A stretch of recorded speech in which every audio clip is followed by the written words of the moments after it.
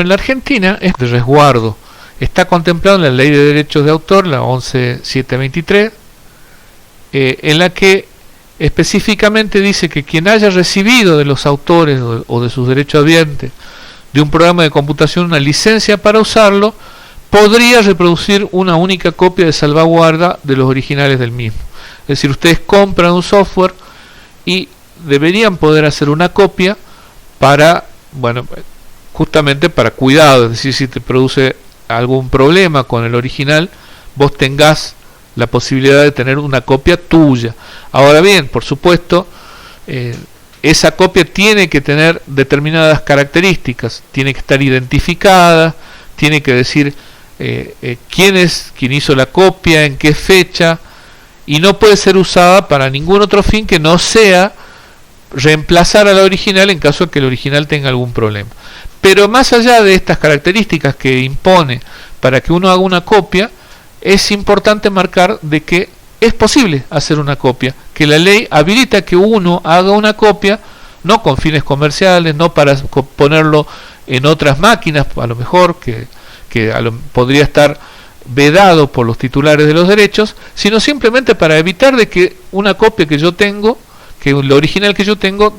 sufra algún daño y yo no tenga cómo reemplazarlo. Es decir, para poder asegurar la continuidad del uso de algo por lo cual yo he pagado una licencia, debo poder hacer una copia de seguridad. Sin embargo, los gestores de derechos o restricciones digitales puede que lo impidan, que no haya forma legal al menos de que uno haga una copia de respaldo. El derecho a la intimidad, como dijimos ya en varias oportunidades, para que se pueda cumplir con el objetivo que está planteado en este tipo de sistemas,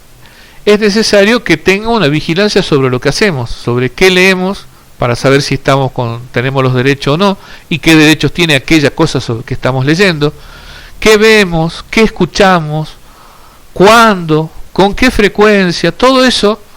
puede estar bajo control de un sistema de restricciones digitales, porque por ejemplo, a lo mejor el derecho habiente decide que vos podés escuchar solo 7 veces determinada cosa, o le pone, aunque sea un número grande, 20 veces podés ver una película, después de la 21ª ya no podrías verla. Para poder saber cuántas veces lo has visto, tiene que llevar el registro de cuánto vas viendo. Igualmente, si es que se prohíbe el uso en un determinado lugar geográfico, tienen que saber dónde estás. Y con todo eso, un sistema de gestión de derechos de golpe está recopilando información sobre tu vida personal que vos no tenías pensado cuando lo único que quisiste es ver una película.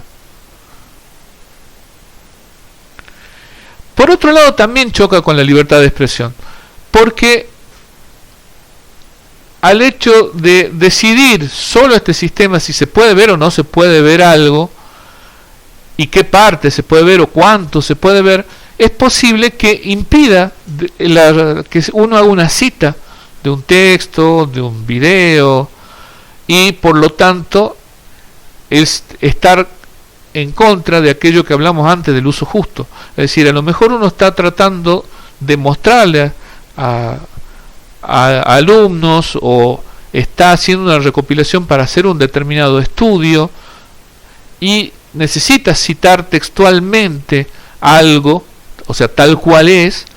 Bueno, en una de esas, por eso, un sistema de restricciones digitales impide que uno lo utilice. De hecho, si es que uno sube videos a determinadas plataformas, es posible que esa plataforma se encargue de impedir que uno incluya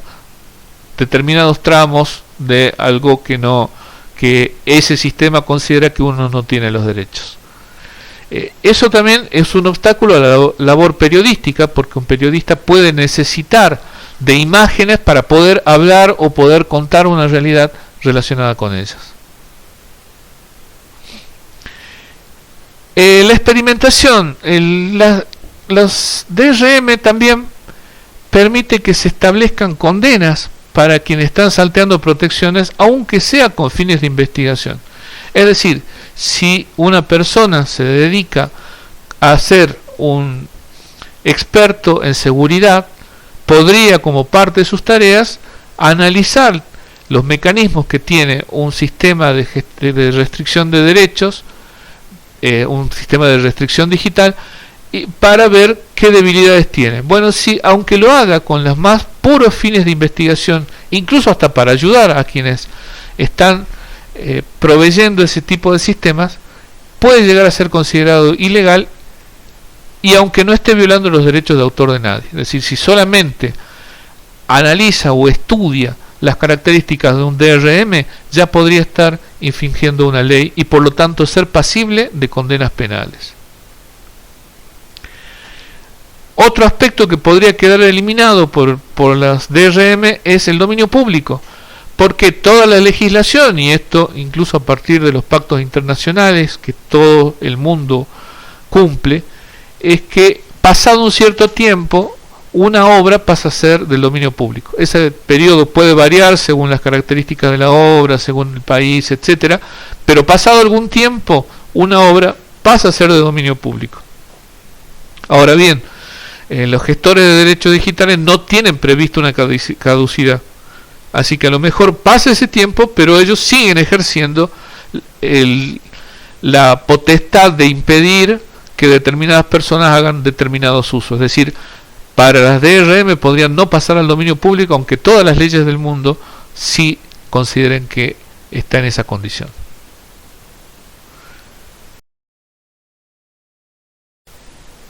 Anteriormente, es evidente que los DRM de mínima ponen en tensión el posible ejercicio de determinados derechos con la tecnología que está poniendo en juego.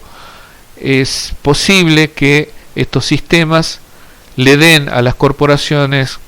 que las utilizan un poder que va mucho más allá de lo que está establecido incluso en pactos internacionales o en las legislaciones locales.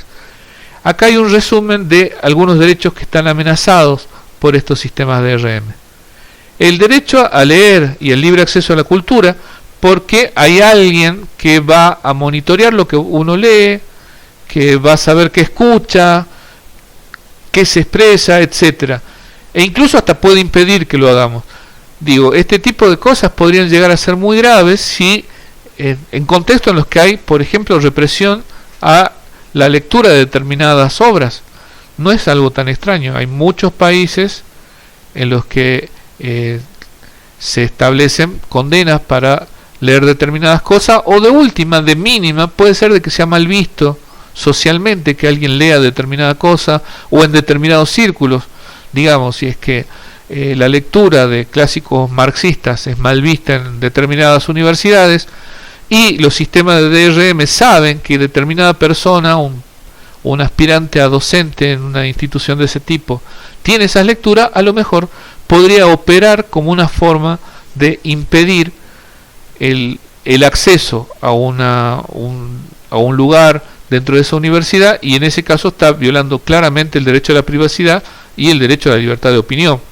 Digo, como en este caso vemos que, si bien no lo hace de manera directa, el hecho de que los DRM tengan ese control sobre quienes tienen usan productos que están sujetos a estos sistemas, también existe la posibilidad, por un lado, de que se conozca algo que uno no tiene interés de que se conozca, no es parte de lo que uno ha decidido divulgar sobre lo que uno hace,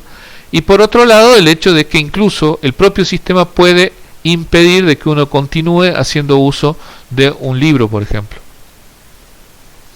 Bueno, el derecho a la intimidad, como decíamos hace un rato,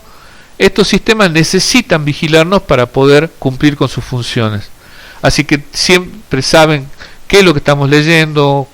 cuántas veces lo leemos, qué música escuchamos, qué películas vemos, qué serie nos gusta, etcétera. Toda esa información es recolectada por este tipo de sistemas para el cumplimiento de sus funciones, pero a su vez implican tener información sobre la intimidad de cada una de las personas.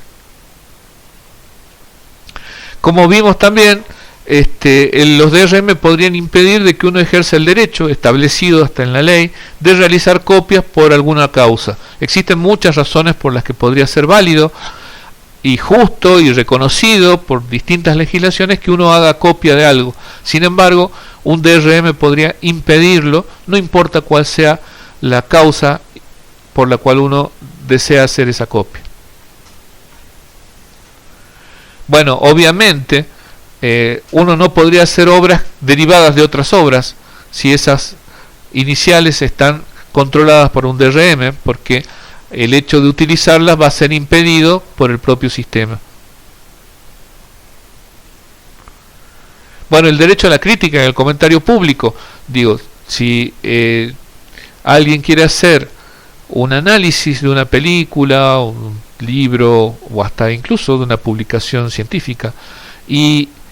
para ello necesita mostrar lo que ese texto original que está bajo cuestionamiento o bajo, a lo mejor puede ser para elogiarlo también, necesita plasmar o desea plasmar para poder expresar esa opinión, parte del texto a lo mejor está prohibido por un DRM lo impide. Incluso el comentario público de una determinada obra podría estar vedada por el uso de sistemas de este tipo.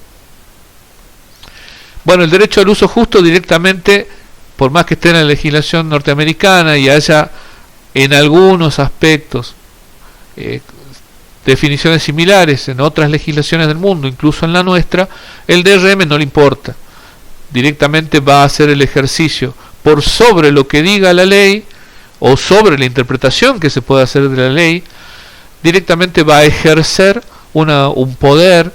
de quien es el titular de los derechos, independientemente de si se está intentando hacer un uso justo o no. Bueno, el dominio público, como mencionamos también en otro momento, el hecho de que se contempla en todas las legislaciones y en los pactos internacionales que pasado cierto tiempo toda obra pasa a ser de dominio público, al DRM tampoco le importa, podría perfectamente continuar restringiendo el uso, aunque desde el punto de vista legal una determinada obra ya sea de dominio público. Experimentación, con esto a lo que nos referimos es al problema de que si uno intenta analizar las condiciones, las características técnicas de un DRM y explorar sus potenciales debilidades, estaría violando también las leyes que protegen a estos DRM. Es decir, que incluso una obra tan ajena al interés de violar un derecho de autor como el de la investigación,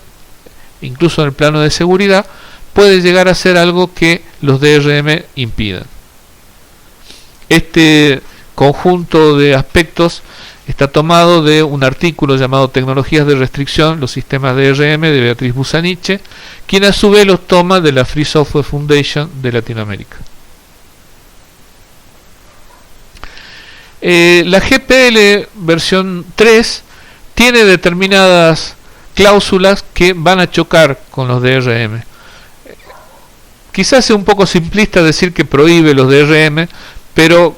por el mismo espíritu de la GPL de favorecer la libertad, indudablemente choca con las características que estamos viendo que tienen las DRM. Bueno, acá en la GPL dice, una traducción, es decir, no es el texto original, es una traducción del texto original de la GPL, si es que uno distribuye un trabajo con la GPL 3, versión 3,